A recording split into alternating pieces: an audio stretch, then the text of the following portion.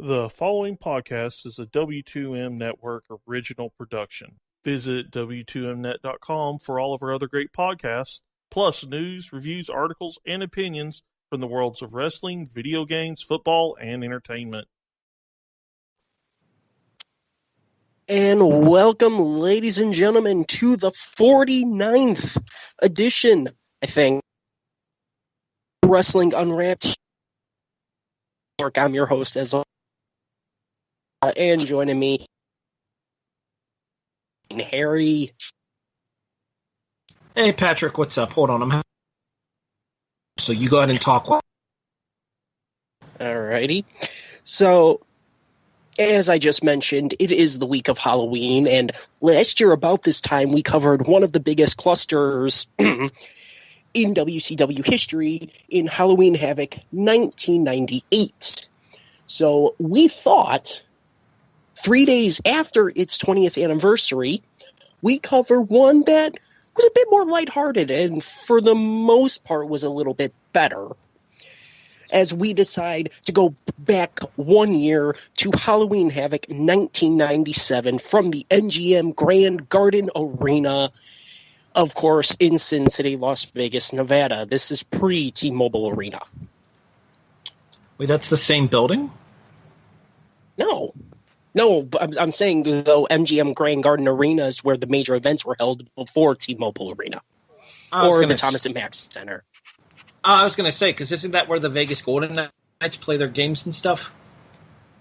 It is indeed where the Vegas Golden Knights play, and where Dean Ambrose won the WWE Championship.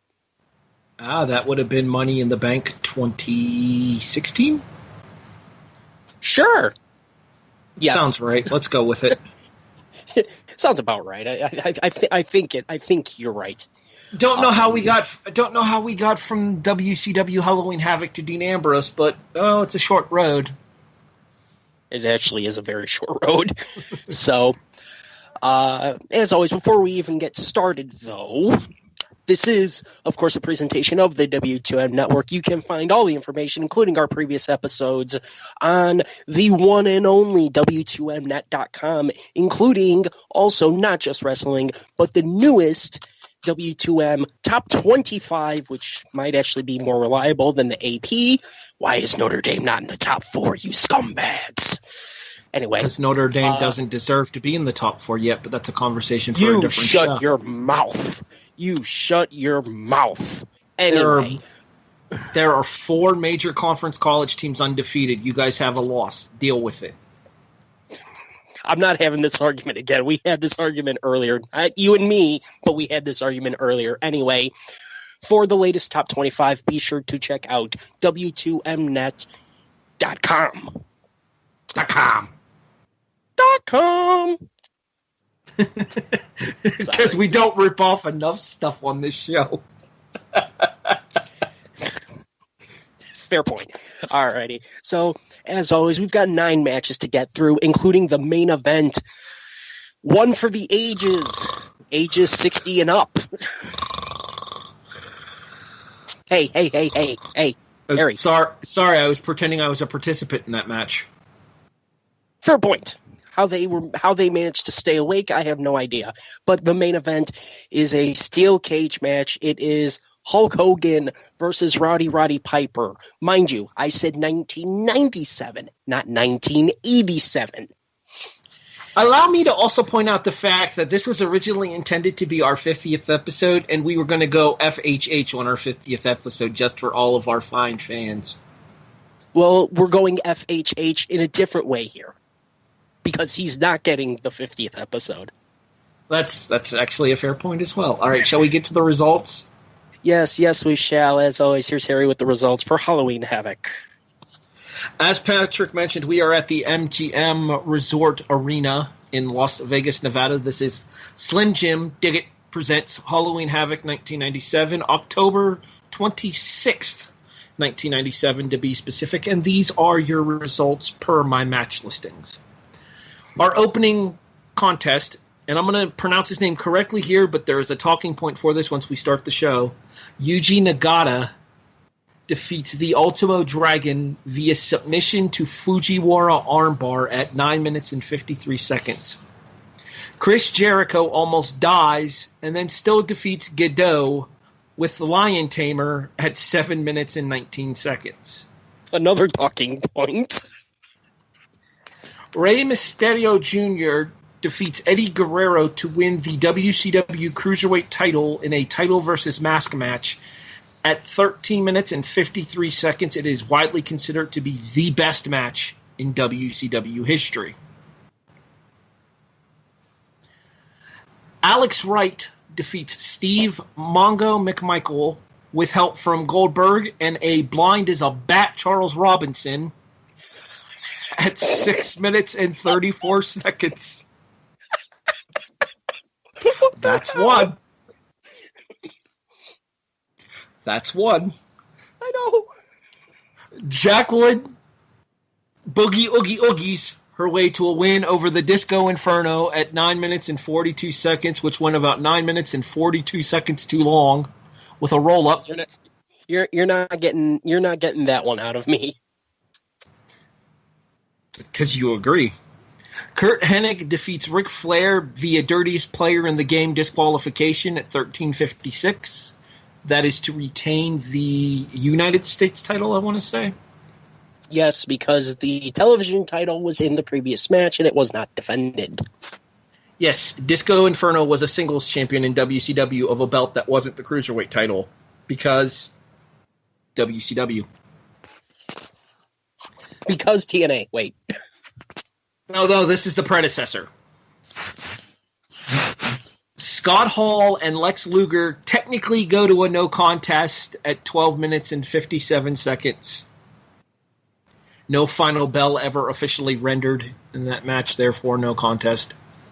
Luger wins via disqualification. Shut up. After Scott Hall wins via cheating, let's just move on. Folks, anywho, Randy Savage defeats Diamond Dallas Page in a death match. Abadibib, that's all, folks. Last man standing match. Texas Death, technically. No. At 8. And your main event. Randy Savage defeats Diamond Dallas Page.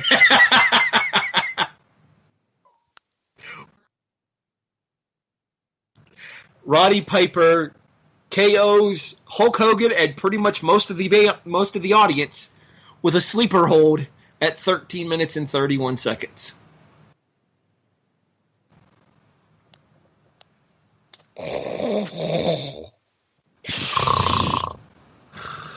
That's basically going to be the extent of our description of that match, because there's a whole lot of fucking nothing going on there. Except for somebody multiplying. Apparently the Stinger got busy. WCW. They had all this excess Ted Turner money to burn at the time. Cloning machine. Has to be. Has to be. So, thank you. So, right. Remember how I said that this one was better than 98? I kind of am considering taking that back now. In places, yes. In places. One thing to note here is the fact that there are some really high highs, there are some really low lows, but at least the main event made air. This is the one time I almost wish it didn't. Well, you know something, brother? Sometimes you just got to eat your vitamins, say your pythons. I'll get this eventually. Why don't we start the show while I work on that? This is Halloween Havoc 1997.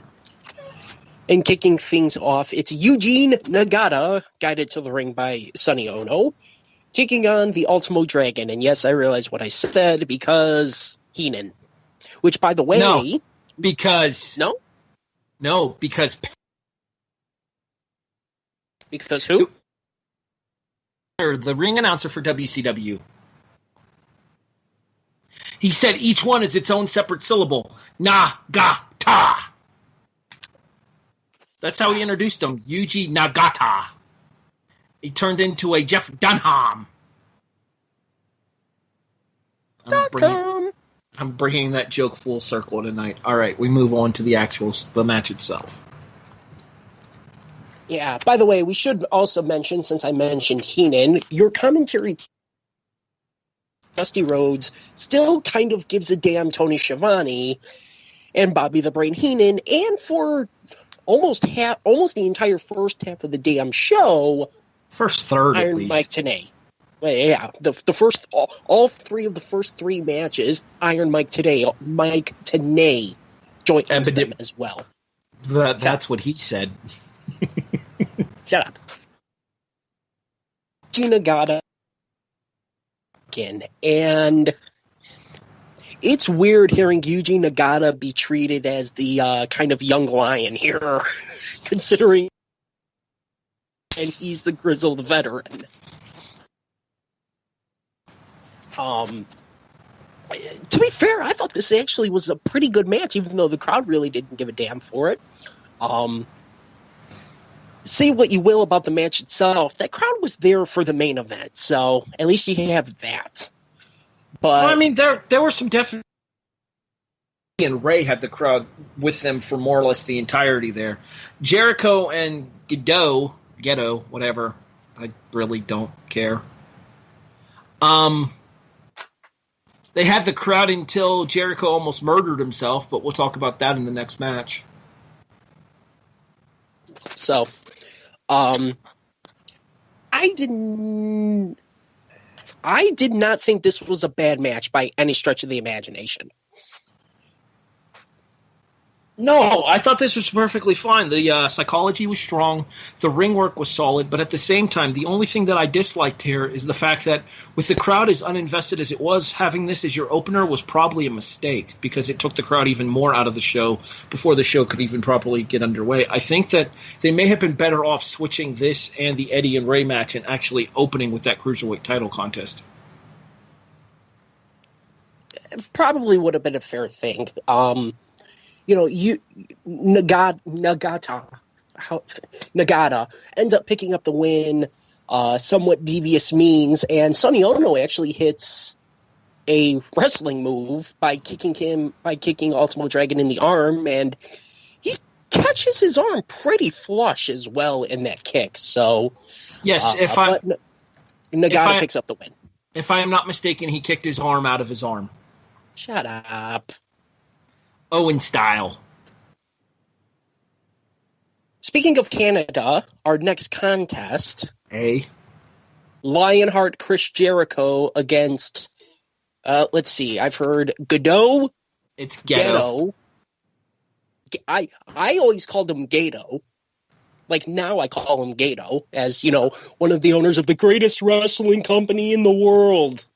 Oh, we're getting heat for that.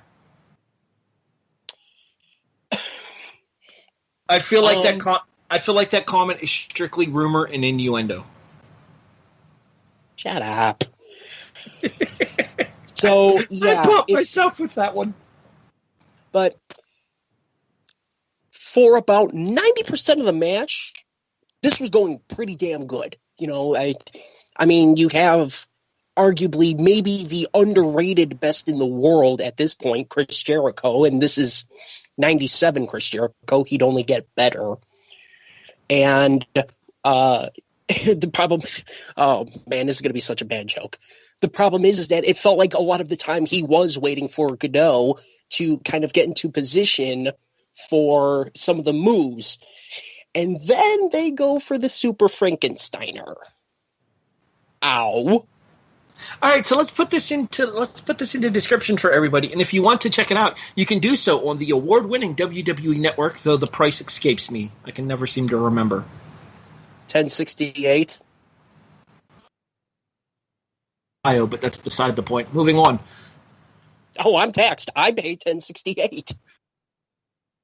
$10.71. Anyway, so Jericho goes for the Jericho Spike, which is his both men standing on the top rope Frankensteiner variation.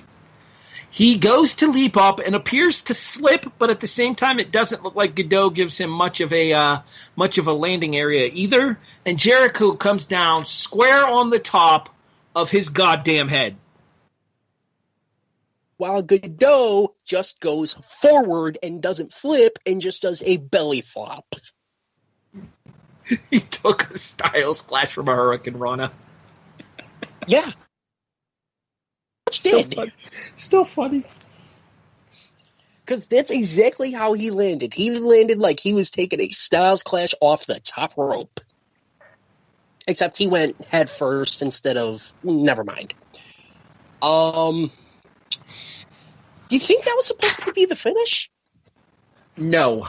I think the finish was always supposed to be the Lion Tamer. Jericho was using the Jericho Spike at that time, but he wasn't using... Traditionally, it would be a foot on the ropes for a near fall situation. Which is weird. I apologize for the rattling of paper you just heard in the background. I had to chase the cat away. Not going to touch that one. So Chris Jericho does end up winning via the Lion Tamer, the actual Lion Tamer, not the Walls of Jericho. Yeah. Speaking of which, is it just me or did he put a little extra stink on that Lion Tamer too? Yeah, he was not nice with that one. He was not happy is what he was.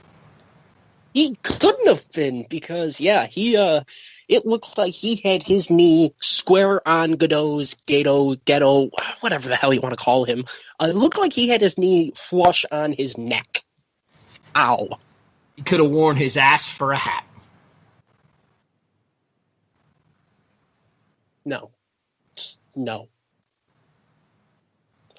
Our next contest. Oh, wait, so you're allowed to make other show references, but I drop a That 70s Show reference in here and I get no sold. You suck. At least the comedian I was referencing is actually funny. I will have you know that Red from That 70s Show was hilarious. Quiet, jackass. All right, moving on. This match. Lucha de Apuestas. How the match, dare you? What? It was? I know what it means. It means match with consequence.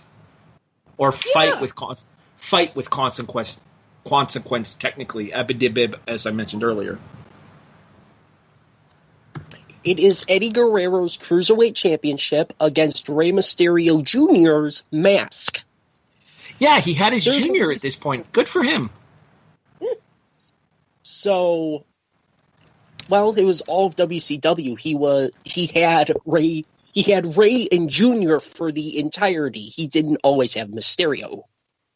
Well, I think he went to the WWE, gained Mysterio, and lost Junior. Well, I think the spelling got switched around. I to Y. Yes. I to Y. Why? So, because WCW. No, because WWE. No, it was It was MYST in WCW as well, if I'm not mistaken. Nope. For a while, it was I. I could have sworn the Chiron said MYST. Anyway. Dat Moonsault DDT dough. Dat match dough. That's legit dough. One thing to gripe about dough. Disagree, and I'll explain why. I know where you're going with this. I will tell you why you're wrong as soon as you're done explaining it. Well, he wasn't going to be able to strip him naked? No, but I'll explain when you're done. Go ahead. So, yeah, Harry does know my gripe.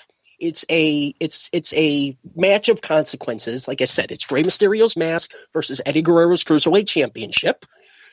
Rey Mysterio's mask is a part of his suit. He wore a one-piece suit rather than wearing his mask, separately. Gee, are you kind of telegraphing who's going to win? No, and here's why. A, Eddie tore the mask. B, on an earlier episode of Nitro leading into this pay-per-view, remember, Thunder's not a thing for another 3 months. On an earlier episode of Nitro, on an earlier episode of Nitro leading into this pay-per-view, Eddie tore the mask clean off of Ray. So Tenay actually pointed out that Mysterio specifically had this outfit built so that Eddie could not just remove the mask. It pays to listen to your commentators, especially when they kind of know what they're doing at this particular time frame, referring to Tenay.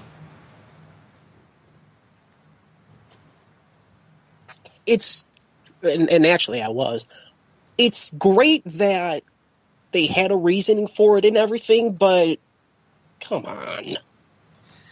I'm going to disagree with you here. We're going to have to agree to disagree on this one because I completely understand the reasoning.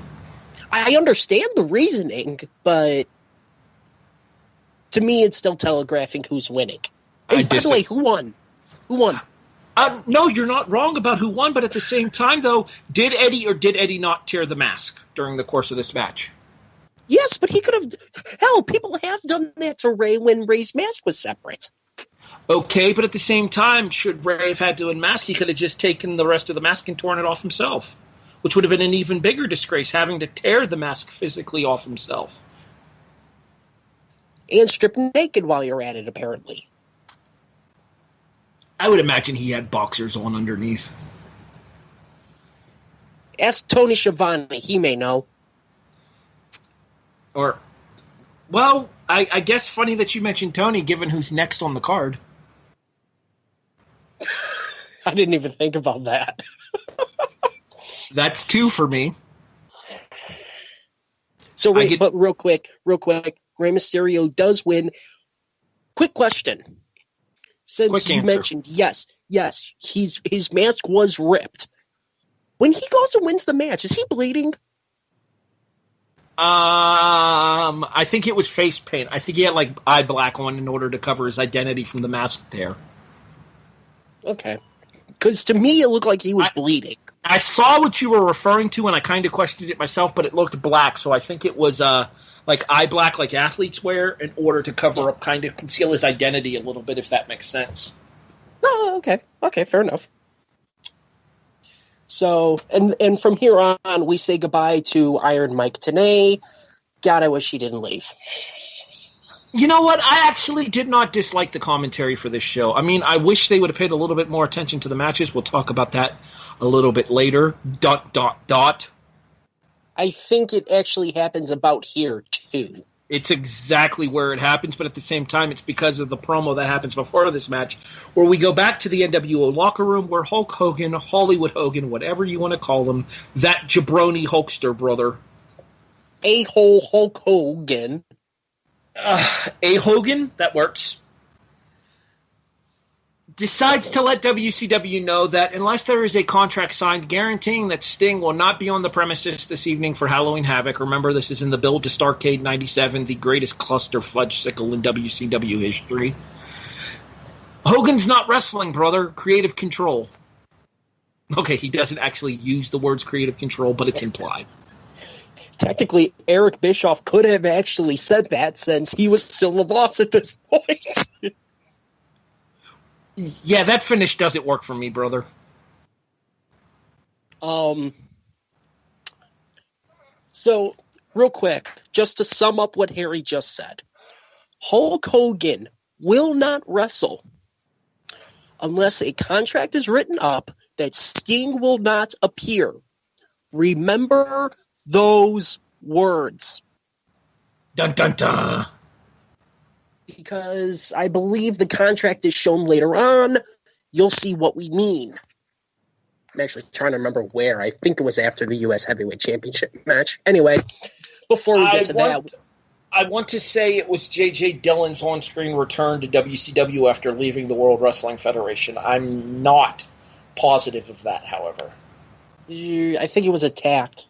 Anyway, our next contest... scheduled for one fall. Possibly one fall. Is Steve Mongo McMichael versus Deborah McMichael, pretty much. I'm doing my best Charles Robinson impersonation. He's not Ric Flair yet. Well, Okay, so the most important thing to talk about for this match has to be the finish, right? I mean, the match itself sucks, but, Mongo, what do you expect? Well, real quick, also, it's Mongo versus Alex Wright. Actually, you know what? I don't hate Alex. I actually thought Alex was a pretty decent performer. I don't mind Alex Wright. I do mind Deborah McMichael. I've never been big on Deborah. That Deborah has some big things on her. Shut up, Shivani. Not denying it. There's a Steve Austin joke to make here that I'm just not going to. We're going to move on. Yep.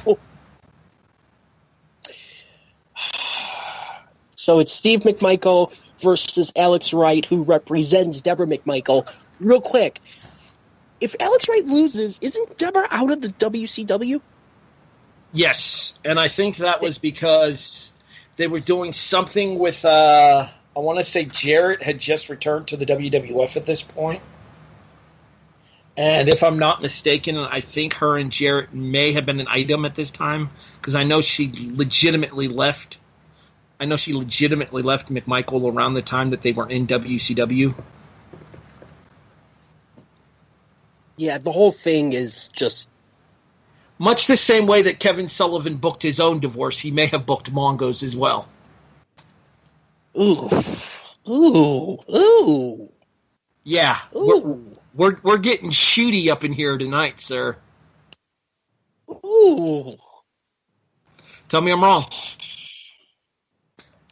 Mongo loses after the newcomer to WCW. You may know the guy. I mean, he kind of did a couple things later.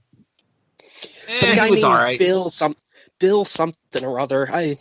Iceberg. Sure. Well, he was cold as ice at this point.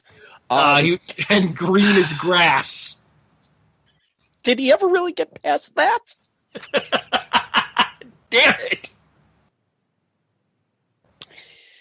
Goldberg interferes while I believe Deborah has Lil Nate's oh my god, I'm blanking on the word. He's undivided attention, and I mean that in every sense of the word. No, undivided attention, because there are people getting beaten up literally 6 inches behind him, and Nate doesn't give a bleep. I'm pretty sure they ran into Lil Nate. Almost. Yeah, I was going to point that out. The spear that Goldberg hit on McMichael.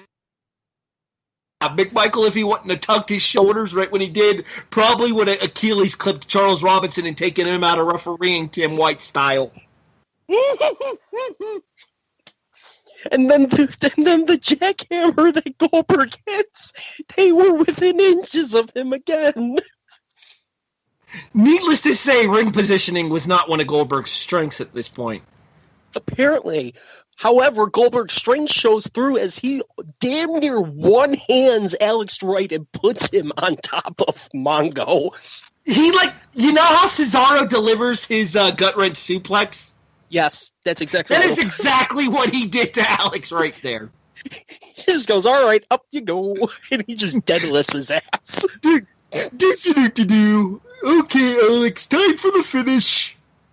And then, of course, Goldberg gets out of the ring on the side. Lil Nate is. So Lil Nate is looking at him. However, Alex Wright ends up picking up the win. Goldberg is then paid off, because apparently he's a hired gun at Super Bowl ring. And then, just for the hell of it, Goldberg attacks Alex Wright. So he still has no real allegiance here. He's just working for money. I mean, to be fair, sometimes you just want to punch Alex Wright in the face. It's that damn dancing that he did. Just everything about that made him eminently punchable. I can think of something else that he did that made him even more punchable than the dancing. Berlin. Yes, I remember that. Rest in peace, Jerry Tuitt. He was the Wall. and Malice in TNA, for the record. So we'll go ahead and bring that TNA joke full circle as well. Oh, Jesus. And it's you know what? I'm not going to make that joke. Ooh, I came so close. I've already done the Kevin Sullivan booking divorces jokes. You might as well. This one's really bad because it's modern. Dun, dun, dun. You can't tease us and not say it now. So the Wall went to WCW and then to TNA as Malice and did God Awful. And, you know, Jarrett effectively books Deborah McMichael's divorce. And then he himself loses his side piece to one Steve Austin. And it's a wonder why Jeff Jarrett drinks. The views and opinions of Patrick Ketsa do not necessarily reflect those of the Wrestling to the Max Network. Yikes, that was dark. I told you! And pause. Sorry, dude, I really got to piss. I'll be right back. So, moving on to our next contest. But before we do, I just want to state officially for the record, you are an absolutely terrible person, and I feel bad for encouraging you. Yeah, I told you I didn't want to say it. Well, you shouldn't have. From now on, we're going to start trusting your instincts a little bit more. Next match. This match isn't going to help much. Oh, I have stuff to say. Trust me, let's do it. Can we can we not reference any WWF wrestlers that we've already referenced earlier tonight? Don't worry, we're not getting domestic up in here. Let's continue. How was that for subtle? Miss Jacqueline, Jackie Moore, you know, WWE Hall of Famer, takes on a man who the only way he's getting into the WWE is with one ticket and one senior for Mr. Shane Douglas in Disco Inferno. Chocolate. Never mind. Not making that reference. That's too far. Mind you, Disco is the television champion at this point. And treat it like an absolute freaking joke in this match. And people wondered why WCW undercard titles became so devalued down the road. Crap like this is why. Go ahead, continue. To be fair to Disco, he played his part. He didn't want to do it. I didn't want him to do it. I was just about to say, I don't think Disco was playing a part there. I personally love shoot comments that aren't supposed to be shoot comments. This is ridiculous. I shouldn't be here. That's it. I'm done. It's a shock he didn't just walk out of wrestling. You and everybody else watching, Glenn, I assure you, you and everybody else watching. And this goes almost 10 minutes. And I think about 6 wrestling moves were hit. 6 might be generous. The vast majority of this match, I would say probably 70% of it is Disco on the floor, either stalling or running away. This was the true Disco demolition night. No matter what the Oakland A's will tell you. Chicago White Sox. Oh, Bill Veeck, my bad. Steve Dahl, but thanks for playing. No, Bill Veeck, the owner. Oh, yeah, he may have still owned the team at that point, but it was mostly through Steve Dahl, who was a jock here in Chicago. Anyway, you'll have to forgive us for making the White Sox relevant for a second. Bang! Moving on. Thank you for you saying it and not me. Well, we can't have the Cubs fans say it. We don't need him having any more heat than he already has in Chicago. Then again, at least I'd remember the White Sox exist. Hello, ESPN. Anyway, Jacqueline wins because... You notice we're talking about everything but the match. Jeez. I I don't normally encourage this because, I am a connoisseur of all things professional wrestling. I don't normally encourage this. But if you are watching this on the Xbox 360 or, if an Xbox One, whatever, and you happen to have this little button on your remote called the right trigger, that allows you to fast forward. Make generous usage of that button. Yeah. Does it top Bushwhackers versus Beverly Brothers for you in terms of god-awfulness?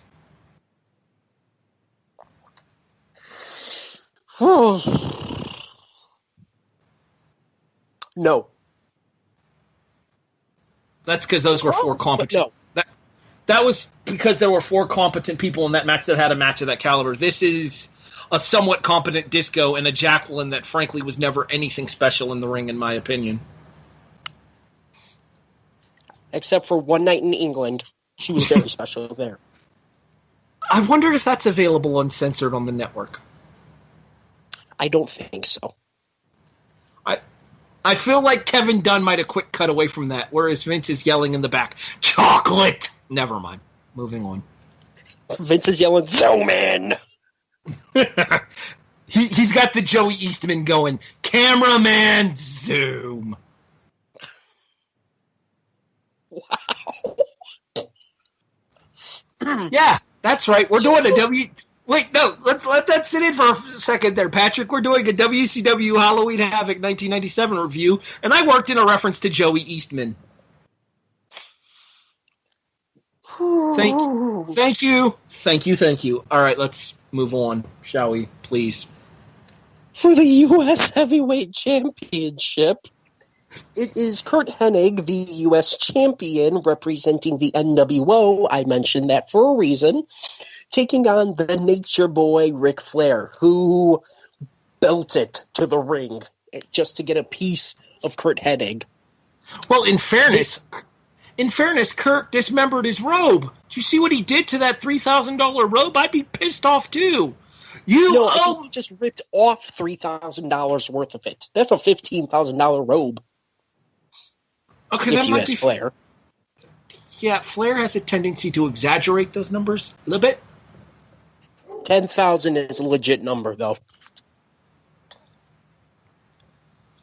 Anywho, back to the match itself. No, I mean I appreciate the vim and vigor that Ric Flair comes out all full of piss and vinegar. I get it, especially after what happened at Fall Brawl the prior month when he got the cage door slammed in his head and killed Winston-Salem, North Carolina, according to Tony Schiavone. And Kevin Nash. Kevin found plenty of ways to do that on his own. Moving on. Yeah, like getting into the ring. But anyway, so like I get, excuse me, I get the decision for Flair to bum rush the show, as it were, as we go right into the contest here with them brawling all around the ringside here. What I don't get, and I kind of side with the WCW announcers here, is why are the WCW for beating down Hennig after the match here? Why wouldn't the WCW referees, why wouldn't the WCW referees want Flair to do a number on Hennig and take him out? Because WCW? That's probably as good of an answer as we're going to get to that question. So, which, to be fair, even the commentators brought that up. It's like, what the hell are you guys doing? Let him go. Yeah, let him beat his ass. Screw it. I can understand Flair being disqualified because it was a match for a championship. It was a WCW sanctioned match. So I understand him being disqualified, but after that, let him go. Yeah, once Flair's gotten himself disqualified via kick to the face with the belt in the corner while Hennig is in the tree of Joey Lawrence. Whoa. That the disqualification makes sense. Anything above and beyond that, why would the WCW referees care? Especially after one of their own got popped right on the jaw by a clearly irate Flair. Yeah, the whole thing was weird. So, Kurt Hennig ends up retaining the United States Championship here. And Flair, who the hell knows it's Flair? Probably added 5 to his list later that night. Woo! They were in Vegas. Oldest ride, longest line. That's why I said I believe 10,000. I don't know if I'd go that high, but it's probably north of 5. I'm stalling because I don't want to talk about the next match. I don't even remember what the next match. Oh, Luger and Scott Hall. Luger versus Scott Hall with guest referee, the living legend Larry Zbyszko. Can I just point out the irony of the fact that Larry Zbyszko is the referee in a match with this much stalling? I'm just happy to get the return of his generic Biddle music for Lex Luger. See, I can't say I paid enough attention to Luger's entrance. Truth be told, oh,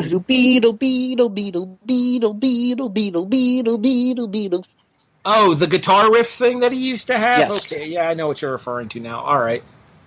Meh. Indifference. That's another reference to something else. Are we just ripping off podcasts left and right tonight? Is that what's going on here? I mean, not that isn't our traditional MO anyways, but still, let's be a little more than usual. Okay, let's try to be a little more subtle about it. I know. Anyway. Subtle? What is this subtle you speak of? Anywho. Yeah, Luger versus Hall. You know what? Scott Hall was actually still a pretty decent performer at this point. I have long made it very well known on this show that I am not the biggest fan of Lex Luger. Never have been, never will be. Luger is what Luger is. I thought the interactions between Hall and Zbyszko were fine. I mean, I get where they were going with it. It was intended to set up first Zbyszko and Bischoff at Starrcade, which Bischoff wins because WCW. And then to set up Scott Hall versus Larry Zbyszko at Sold Out, which Scott Hall wins because WCW. Because everybody feel it should have been Dusty Rhodes, right? Right? We're all clear on that? Okay, moving on. This match stinks. Are you saying it stinks, it really stinks? No, Mr. Broadhurst, not everything stinks. But everybody poops. And I felt like this match... You know what the thing is this isn't even the worst match on this show. It might not even be the second worst match on this show. I would almost put this in the upper. It's damn close to like being the middle of the pack. As we mentioned earlier at the start of this broadcast, the highs are really high. The lows are, yeah. Let's not forget that this pay-per-view, because we actually did its counterpart earlier in the month. This is the same pay-per-view that ran against the first Hell in a Cell pay-per-view for the WWF,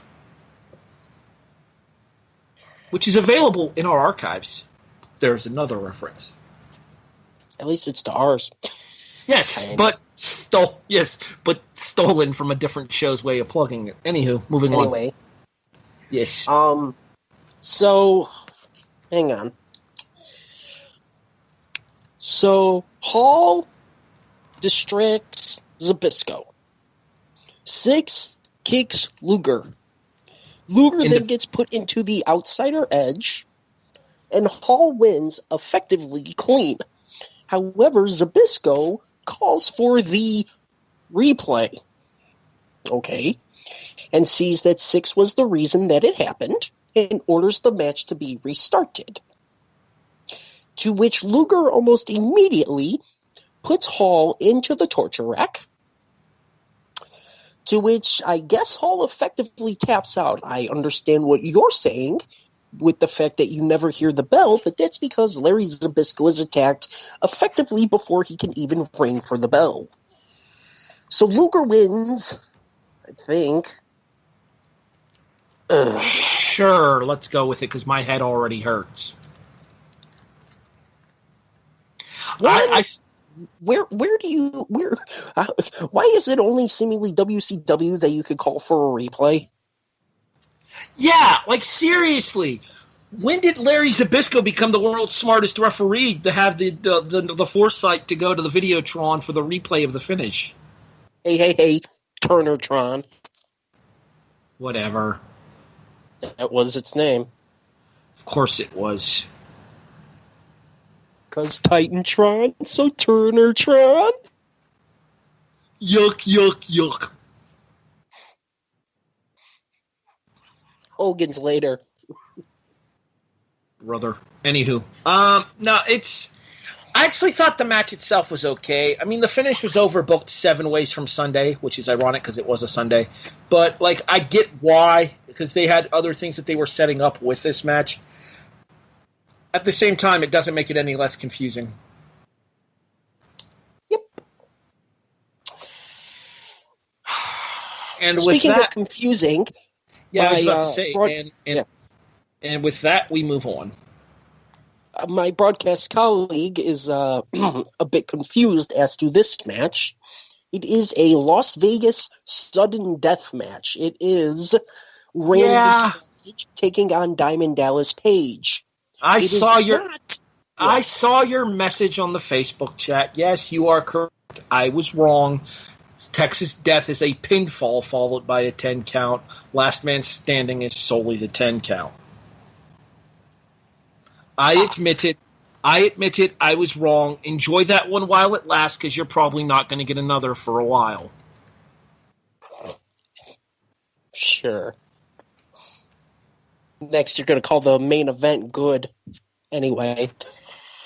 I mean, this is effectively a continuation, and I believe the last match of Randy Savage versus Diamond Dallas Page. I may very well be wrong about that, but I'm pretty sure it was. I think Spring Stampede 1998. Possible. And yeah, these two beat the hell out of each other using weapons, even though I'm using air quotes for an audio podcast. That's my line, you jackass! Well, I beat you to it mentioning the foam tombstones, where they take out the set. I mean, if you're going to destroy the set, can you at least have the props in the set look somewhat painful so the guys aren't laying there selling styrofoam? Easy, Seabiscuit. I'm okay. I'm just a little angry. Despite all my rage, I'm still just a rat in an apartment. I'm good. I was about to shut off the phone because of who you were referencing. I thought that might get your goat.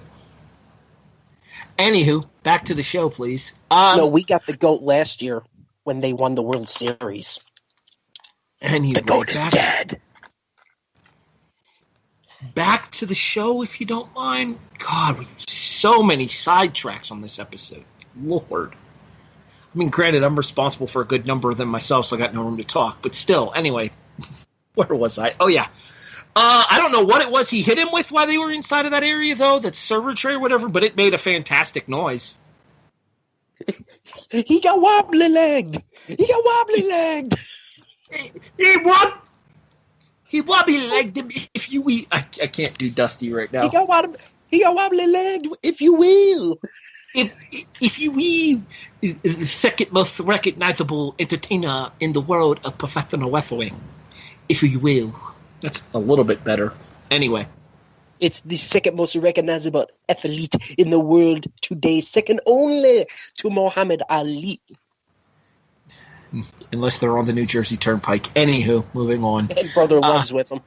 Yeah, Something to Wrestle with Bruce Pritchard, everybody. Make sure you give it a listen. That's our shout-out to the boys over there for tonight. All right.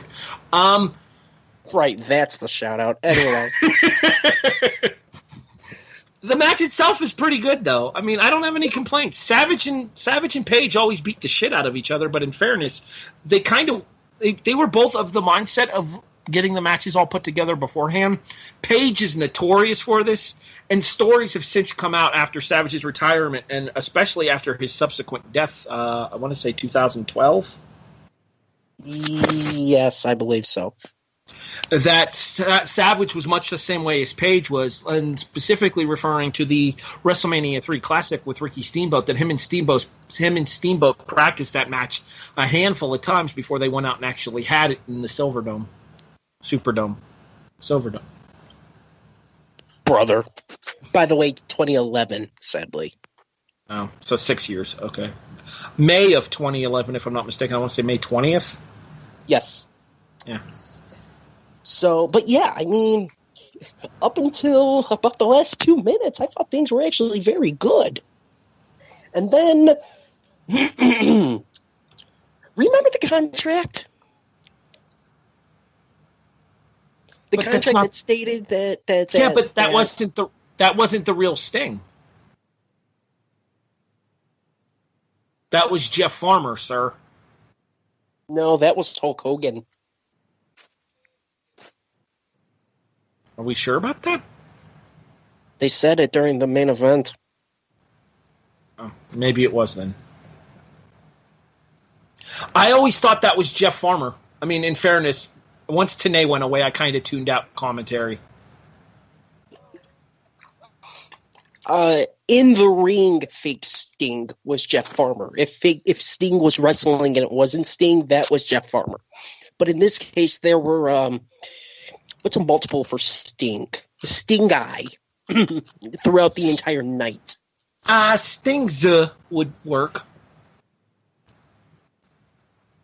There's multiple Willow. There's Will I. No, we're not doing Sting Eye. That just sounds weird.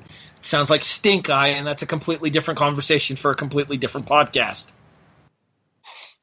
Possibly What Happened When. Or MMA to the max. Wow. Again, the views and opinions of Patrick Ketza do not necessarily reflect those of Wrestling Unwrapped. Not like for a message from somebody for that one. Robert doesn't listen to us anyway. What difference does it make? We're moving on. Doesn't have to be him. I'm waiting for the main event.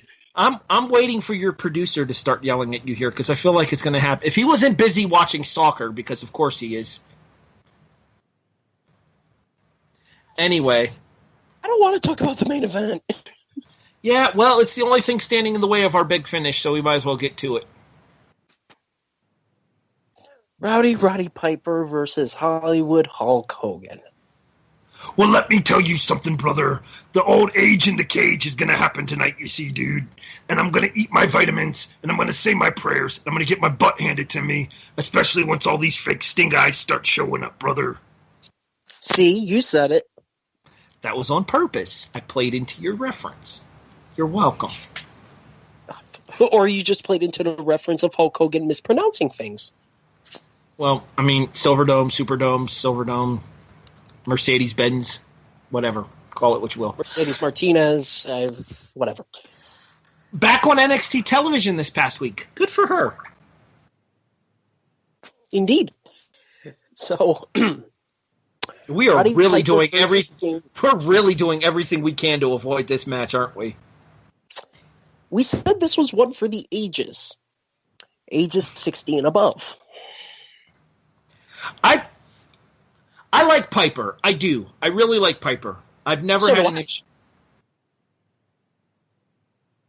Go ahead. Sorry. Sorry, the Steelers celebration interrupted me. I apologize for that. I've never had an issue with Piper. And by and large, if you give Hogan a passable opponent, I can tolerate him. But this is a pair of... What's the word I'm looking for here? Sextagenarians would be 60s. They're not quite 60 yet. So what's the 51? Cinquagenarians? It's a pair of... I think they were still in their 40s. So they're quadragenarians? That doesn't seem right, because they wrestled like a pair of 70-year-olds. The match is not good. I mean, in fairness, their match at Starrcade 96 wasn't particularly good either, so. From what I could tell, Piper was in the ballpark of 43. Hogan would be 44. Yeah, so early to mid 40s, but at the Mind same you, time, ladies and gentlemen, real quick, mind you, ladies and gentlemen, not that far off. John Cena's 40. well, that's because John actually takes the in-ring product seriously as opposed to, well, brother, paycheck, brother, paycheck, brother. Anyway. No, for some odd reason, these two have never really had much in the way of, what's the word I'm looking for here? Much in the way of, compatibility in singles matches. Like, the WrestleMania 1 main event is what it is, but a lot of that was carried by the personality of Piper and the in-ring abilities of Paul Orndorff. Their singles matches have never been anything to write home about, even the one from the Saturday night's main event that we covered. Or not Saturday night's main event, the War to Settle the Score, excuse me. Even that match was... War to Settle the Score. We covered Saturday night's main event, but it was from the War to Settle the Score. I misspoke. Oh, okay. My point being that... I don't dislike Piper as an in-ring performer. I mean, I understand his style is very methodical, but there's an audience that appeals to. There's that old school Southern wrestling audience that appeals to, and this is WCW, so they're looking for that Southern wrestling audience. I mean, granted, in Las Vegas, probably not the wisest idea, and Hogan, like I said earlier, when he works with the proper people, is completely tolerable in my opinion. But these two with each other in a singles match just does nothing for me. Not to mention the booking. Oh, the booking. Here's my question real quick. Sure. Steel cage match, right? Yes. I think I know where you're going. Which pay-per-view was first? Bad Blood or Halloween Havoc? All right, that's fair. You think they did this as a counter to Hell in a Cell? I think they just stole the Hell in a Cell, took the damn roof off of it, and made it this match. That was a big-ass cage. By the way, this being October 26th, I believe Bad Blood would be first then. Actually, by about 3 weeks, I think. Yeah, we already covered Bad Blood on the 3 days past the 20th anniversary of it, as mentioned earlier, available in the archives. So, yeah, this cage is enormous. Also, steel cage, in quotation marks, because boy did that flex a lot. Yeah, that was chain link, and anyone who tries to tell me otherwise is a liar. And I'm going with aluminum. Aluminium? This is America, aluminum. We are not in England. We are not in England. It's aluminum. You had a different... the first thing that you said earlier there, I had a line for, and then you mentioned aluminum, and I went into my aluminium reference. Repeat the first part of that you said there. I'm going with aluminum. No, the first part of the... Before you talked about the aluminum cage. You had 2 points there. The second one was the aluminum cage. The first one was the one I'm trying to remember. That it was flexing a lot? No, well, that's a Hulk Hogan match for you, but that's beside the point. No. We said flexing, not grandstanding and hot dogging. 6 of one, half a dozen of the other. Anyways, now I had a Piper joke in there somewhere, but unfortunately we skipped over it and I've lost it, so it'll be lost to the history books, much like your Jarrett joke should have been. You egged me on. I did, and I regret every part of it. So let's talk about the booking, shall we?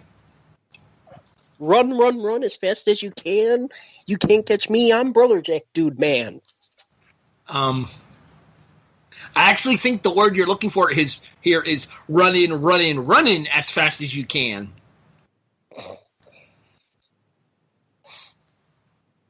Pretty much. Well, Stings. actually, no, because the run-ins, the Sting guy walked in as slow as they could.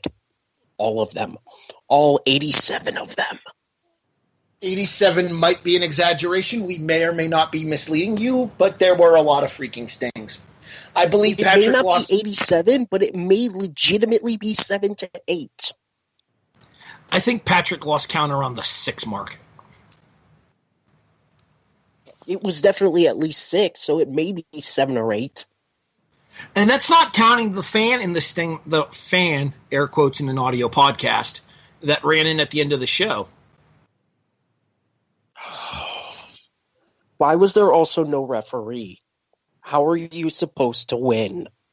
Well, Piper won by knockout, so clearly knockout.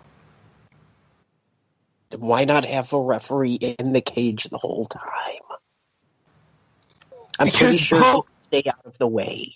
Because Hogan and Piper can barely move as it is. Do you really want to make a referee have it be even more obvious that they're not moving?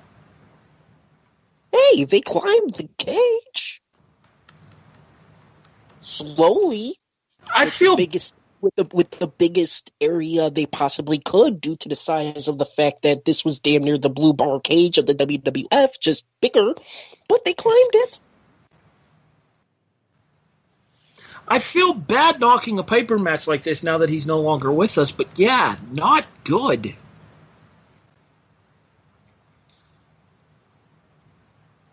Let me ask you a question. Do you find that sometimes your personal opinion of people skews your feelings towards a match? I think it could. I really do. Personally, like, to me, yes, I think it can sometimes. But this was not a good match. I love Piper. To me, one of the best talkers of all time. In the ring, depends on the opponent. You know, his match with Bret at WrestleMania, I thought was quite good. This match was not versus Bret at WrestleMania. No, this match was more versus the Mountie at Royal Rumble 92, again, available in the archives. Or versus Chris Jericho at WrestleMania. No, that Piper actually had a better opponent to work with, so he was better. I mean, he was also out of shape at that point against Jericho, but, you know, reasons. This is a case where the match really means nothing. Like, absolutely nothing. No, it's non-title in the main event of a pay-per-view, too. You have the WWF Heavyweight Champion in a tag match at Bad Blood, and then you have the WCW Heavyweight Champion in a non-title match. If you were buying pay-per-views for title defenses this month, you were screwed.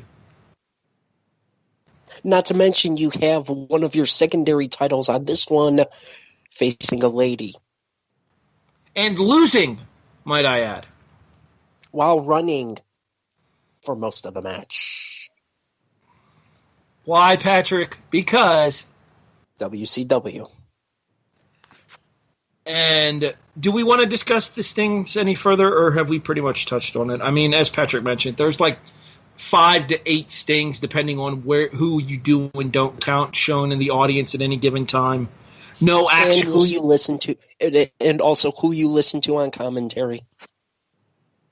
Yeah, well, Shivani was known to make stuff up at points, so, you know, whatever. He recounted the 2 Sting that appeared at the entranceway, so yeah. It ends with Savage and Hogan beating the ever-loving hell out of Roddy Piper and a fan who somehow managed to get past Doug Dillinger, climb all the way up, over, and in, and then security starts taking them out. If this was a plant, why? If this wasn't a plant, okay, Hulkster, let security take over, please. Seriously, what the hell? And that ended the show. The show. More importantly, why would you book a fan run-in to climb the cage faster than your 2 main event participants just had? Because he sprinted up that cage. Don't ever change, WCW. Don't ever change. Leave the memories alone. Sorry. Shall we move on? There's only one place to go here. I know. Big finish time. Best and worst and a cash in the trash of this show. This should be fun. What's your worst match of this show? As bad as Hogan and Piper was, and it was bad, Jacqueline and Disco Inferno's a downright embarrassment. It is a secondary singles title being defended or not defended, where the champion A, loses to a woman, B, runs for the vast majority of the match, C, gets in like one offensive maneuver in the entire course of said contest. Job told. D, shoots on the match without actually meaning to shoot on the match. This is ridiculous! When did Disco Inferno turn into Cornette? Double cheese, double onion! I'm going with the match preceding this. Alex Wright and Mongo McMichael. Why was Steve Mongo McMichael ever allowed in a ring? Because he wasn't even that good at commentary. At least they got Mongo and his stupid frickin' Chihuahua off commentary by this point. God, that dog annoyed the crap out of me. If ever there was a reason for the non-treatment of animals. Alrighty. This match was bad. In fairness, you pretty much just described at least half of the show. Yeah, but this match was bad. And then to top it off, people can get knocked down by a stiff breeze. Just ask Jack Gallagher and Brian Kendrick like we talked about at TLC last week. How in the hell did Little Nate not notice what the hell was going on 2 inches behind him? And I think he actually turned and looked, too. Hence the line that I had at the very start of the show that popped you of, and apparently Charles Robinson is blind as a bat. Yeah, just skip this. Just skip this portion of the show. Just go from the Cruiserweight title to the U.S. title. Yes, and then after the U.S. title, skip the next match and go to Savage and Diamond Dallas Page. And then once that match is over, just turn it off. Hit the R1 button on your 360 remote to skip to the end of the show and take it out of your continue watching, so that way you're not even tempted to go back and rewatch Piper Hogan. Yes. Alrighty.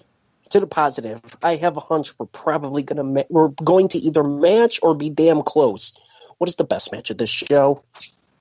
I mean, is there any question? It's widely considered to be one of the greatest WCW matches of all time. Mongo versus Alex Wright.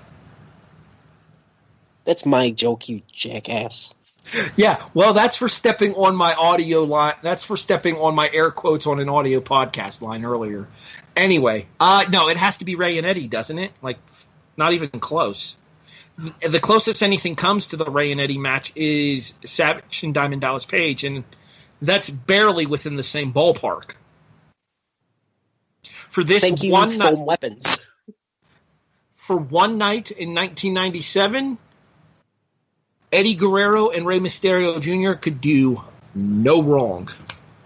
This is start to finish the best match in WCW history, and one of, in my opinion, probably the 10 best matches of all time. And for the record, when we do get around to the written reviews, and we will eventually, this may be the first time I bust out the full Monty. Whoa.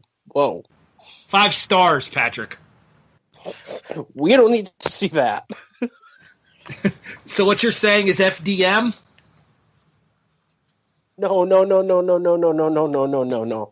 I don't need to be seeing anything on you that I don't want to be seeing. I'll go with the 5 stars.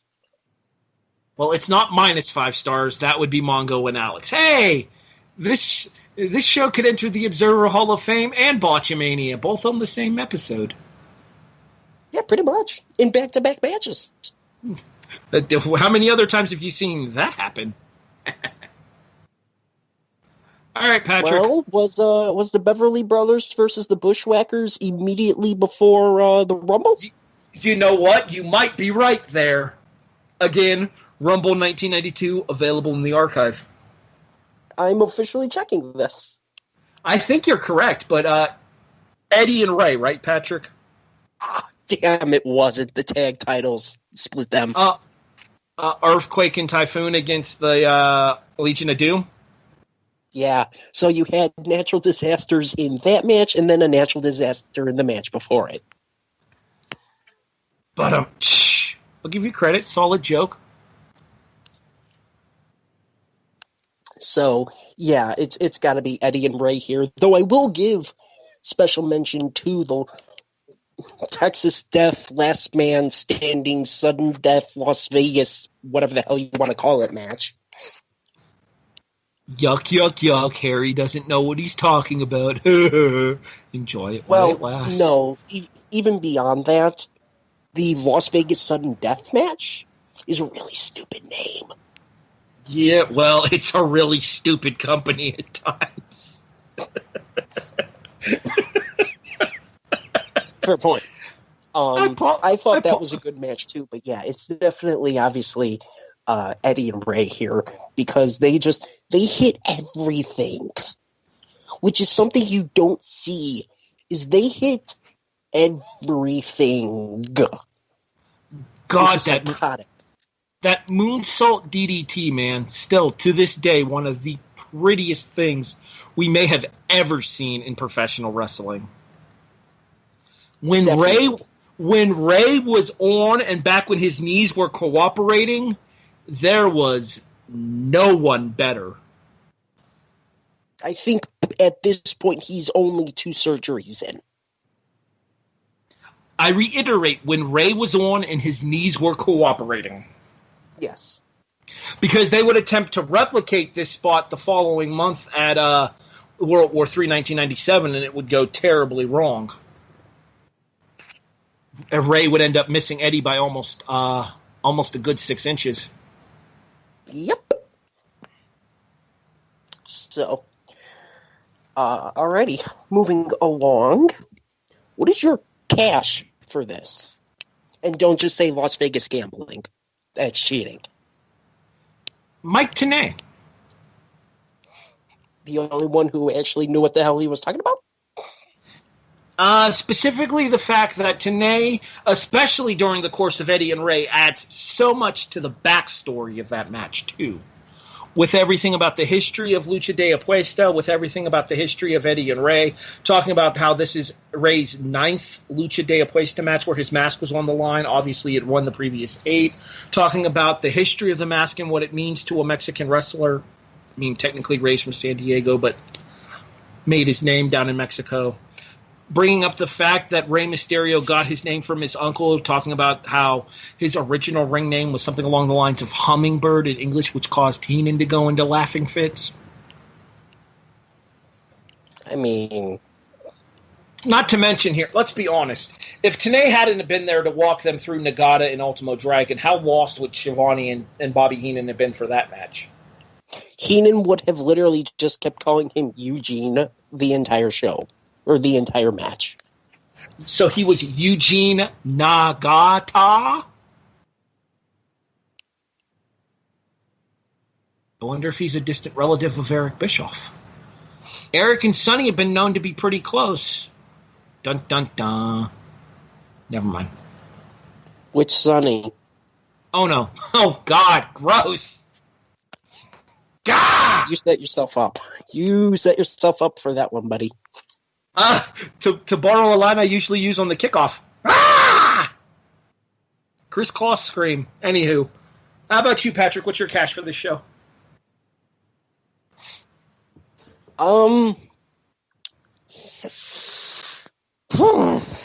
Las Vegas gambling? No.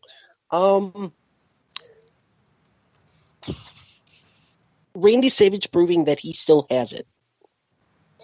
Remember, we're talking about a guy that wanted to wrestle so badly in the WWF at the end of his time there.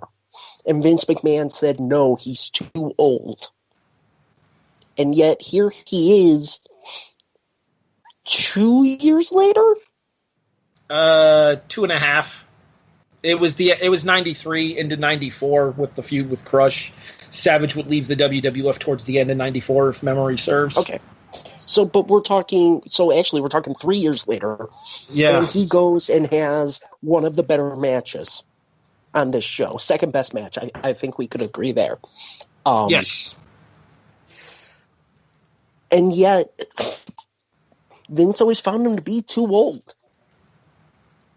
I know it's something that we always talk about, especially when there's a show that features Savage or Hogan or Savage and Hogan, and we always say, oh, Hogan's stealing Savage's spotlight and blah, blah, blah.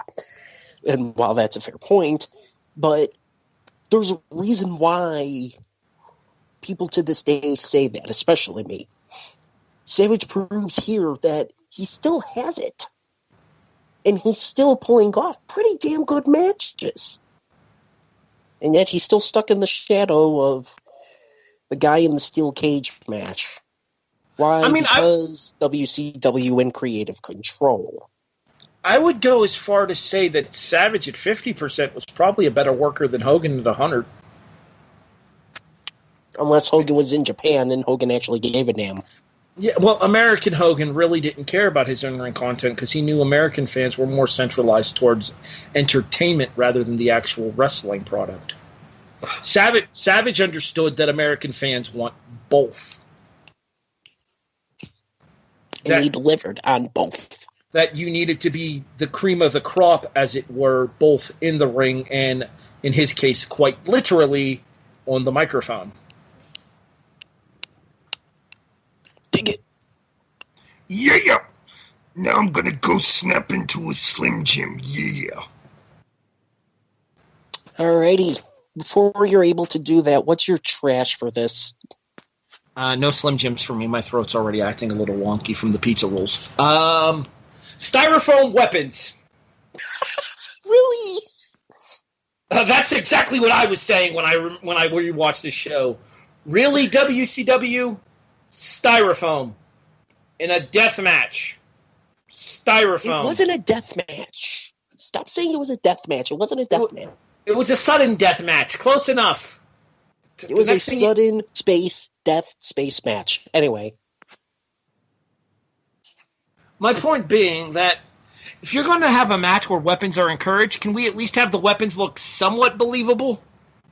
Like, I get the fact that we know what concussions do these days, and dudes thwonking each other in the head with chairs nowadays, not so great. So chairs, okay, maybe not so much, but, like, really? We couldn't find something better than a frickin' styrofoam tombstone? Are you sure? I mean, are you really sure? Why couldn't they have the giant inflatable pumpkin? I think that was next year. Because WCW. Patrick, what's your trash? I'm stuck on 2. Well, pick one. We don't have all day. We're coming up on our allotted time. I know, but I'm seriously stuck on 2. One is... I'm not going to go with this one, but one was the constant pushing of Slim Jims. You know, Slim Jim Halloween Havoc, Slim Jim Posts, Slim Jim Ring Canvas, Slim Jim everything, Slim Jim Macho Man Randy Savage. Dig it. But mine is the fact that, look at the undercard. Look at how young it is. You have a double main event, roughly, with all guys over 40. Over 40. In some cases, well over 40. I believe Page at this point was the youngest at 41. I believe Savage was 43, and Piper was 44. 43 as well, and I think Hogan was 44. I could be wrong about that by a year or two. You wonder why WCW went out of business? It's because they never really gave the younger guys a real chance until Goldberg. And even then, did Goldberg really deserve it? So it's the fact that, while yes, one of the match delivers and then some, the Las Vegas sudden death match was very good. But it's still, you still have your final two matches. The average age is 42. Yeah, Paige has got to be. Huh? I was just about to say Paige has got to be about mid to late 40s himself at this point. I think he was actually on the younger side of I think he was 40 or 41 here. That's probably because he was like mid 40s when he came to the WWF in 2001. So yeah, that makes sense.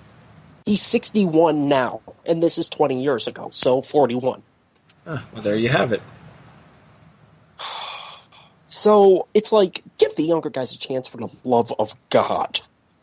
Obviously, we would know later on that no, they never would. Until 2000, when Booker T wins, maybe you can call Jeff Jarrett.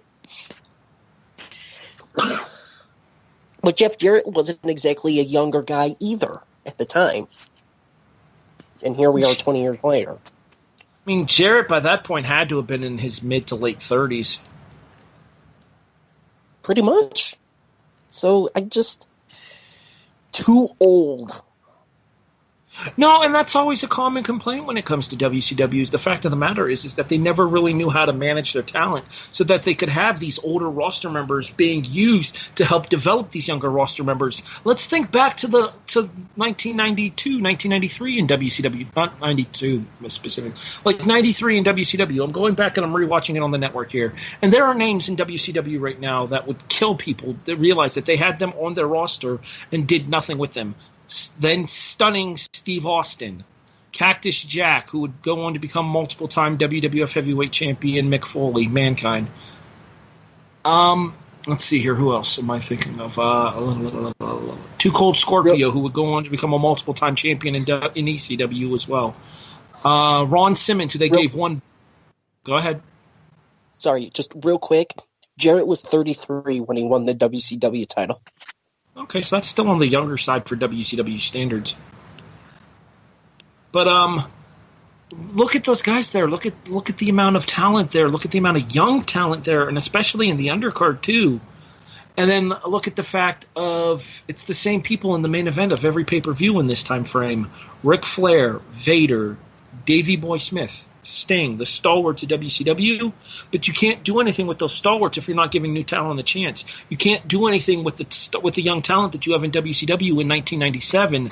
Chris Jericho, Ultimo Dragon, Rey Mysterio, Eddie Guerrero. Realistically speaking, any of the men that would become the Radicals. Guerrero, Benoit, Saturn, Malenko.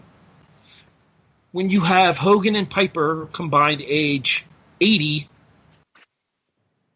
Page and Savage combined age pushing 80, and Luger and Scott Hall combined age pushing 70, I would imagine, ish at this point, with the lack of that younger influence into your title pictures and into your main event scene there.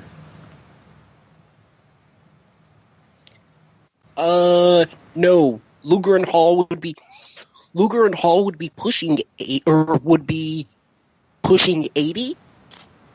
Savage and Page would be over 80, and Piper and Hogan would be pushing 90. My point being here that you have I want to say a 23-year-old Chris Jericho at this point,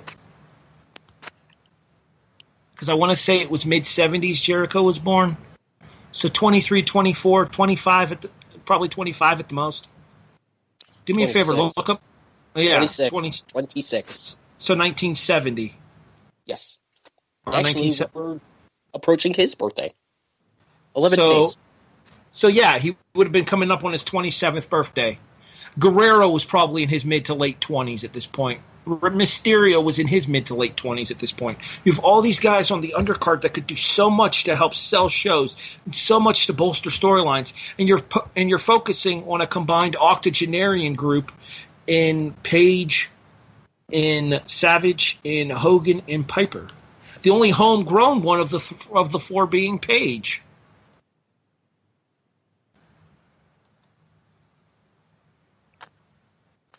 Mysterio was 22.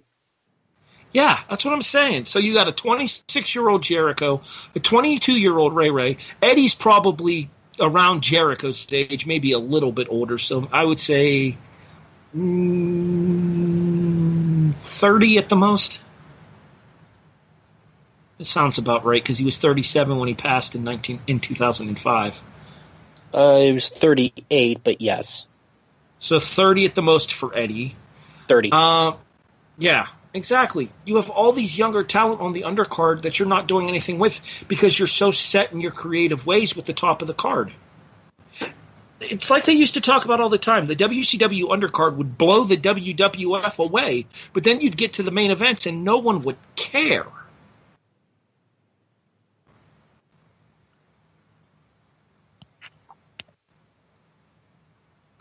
So there we go. Alrighty, before we get out of here, we got one final thing. What is your final score for this pay-per-view? You know what? We were kind of critical towards the show in certain places, and frankly, deservedly so. But it is as I said when we were starting this review, Patrick. Despite the lows being disturbingly low, the highs are incredibly high. We talked about the fact that Guerrero and Mysterio might be the greatest match in WCW history. I dare someone to tell me one that they think is better, and I'll be happy to watch it. You can make those suggestions for us over on our Facebook page, facebook.com/Wrestling Unwrapped. You can also find us on Twitter at twitter.com/WU off the shelf. Anywho, back to my score statement. So it is with that theory in mind of the fact that you have the super high highs, but the very low lows there, that it roller coasters out to a 5 flat for me.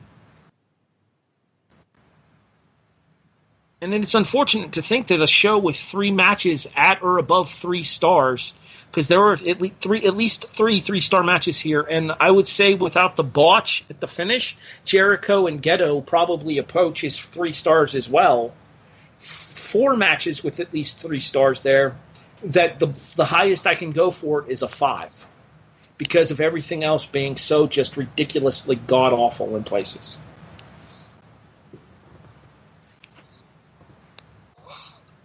Patrick, where are you at for the show?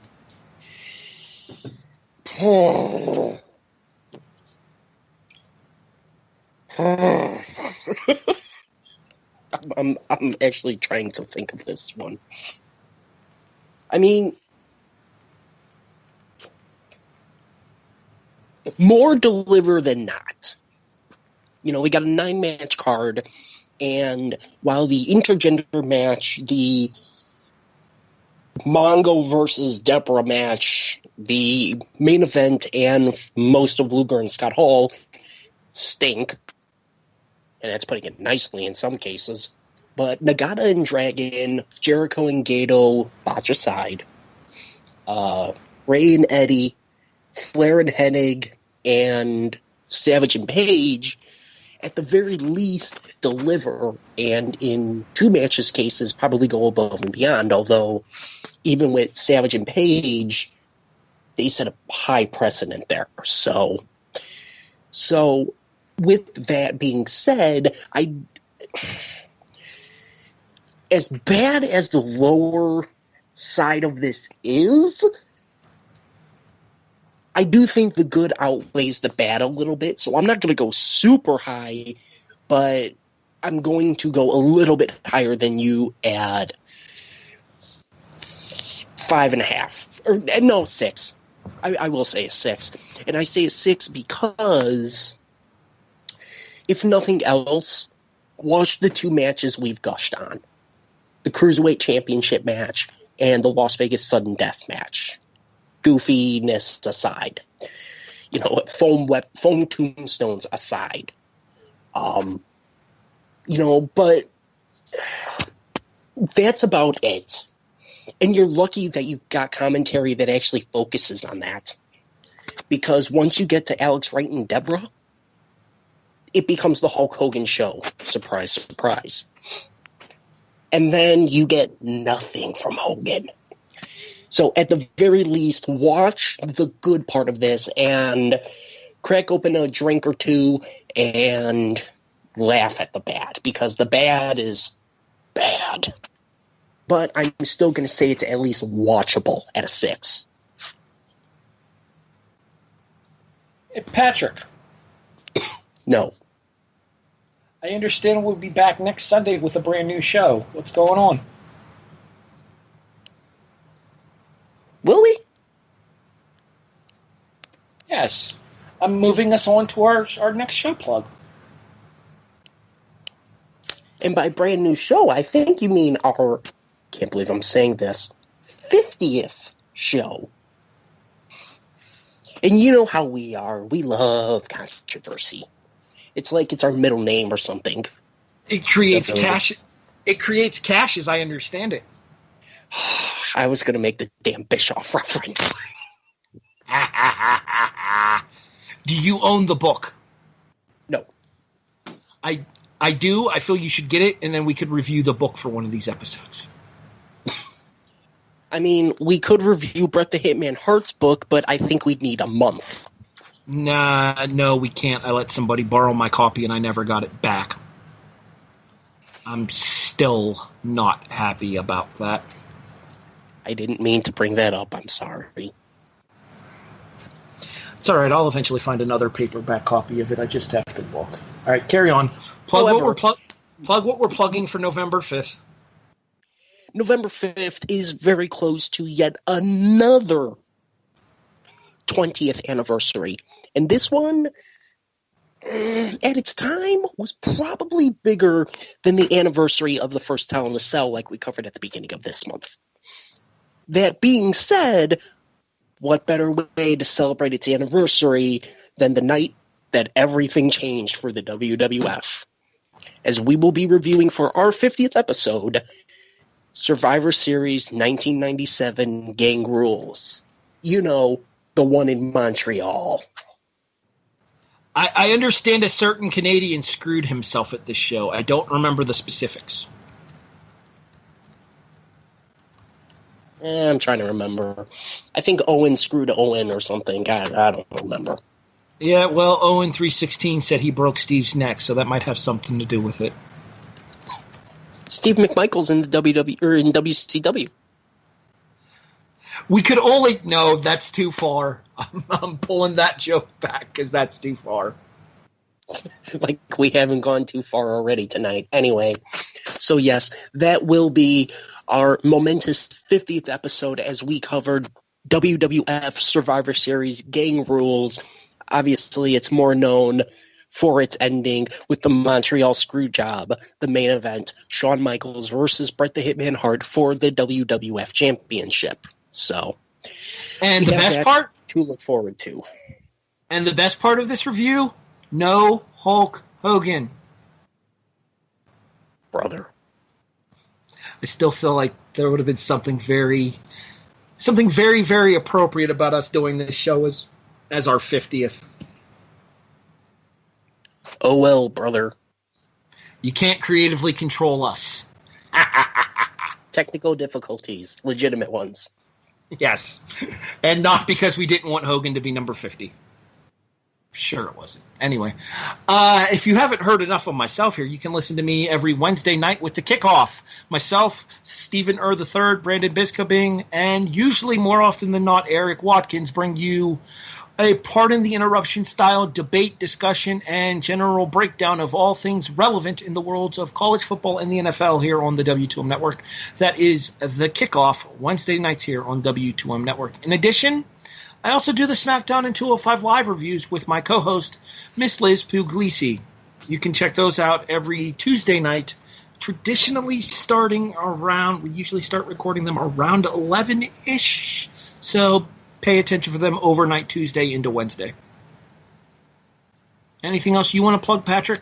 Perhaps the fact that you might be going Broadway or something? I mean, I actually was going to not plug that, but since you insisted, you can also hear Kevin Gray and myself talk about the week that was in wrestling, and especially this week, we've got a very special guest in the current Shimmer champion, Mercedes Martinez, on the show. That would be ongoing Broadway, Wednesdays at 8:15. Don't ask. 8:15 Central on WLGKradio.com or on the Logic Radio app. 9:15 if you're on the East Coast.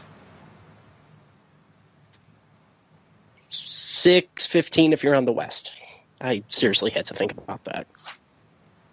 Well, that's because it would be 7:15 in Vegas.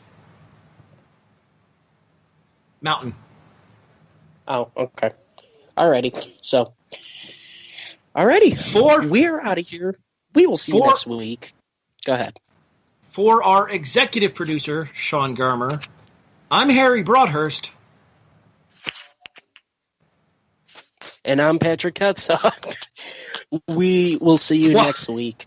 Thank you so much for listening to the 49th edition of Wrestling Unwrapped as we covered Halloween Havoc 1997 here on the W2M network. Jesus. The following podcast is a W2M network original production. Visit W2Mnet.com for all of our other great podcasts, plus news, reviews, articles, and opinions from the worlds of wrestling, video games, football, and entertainment.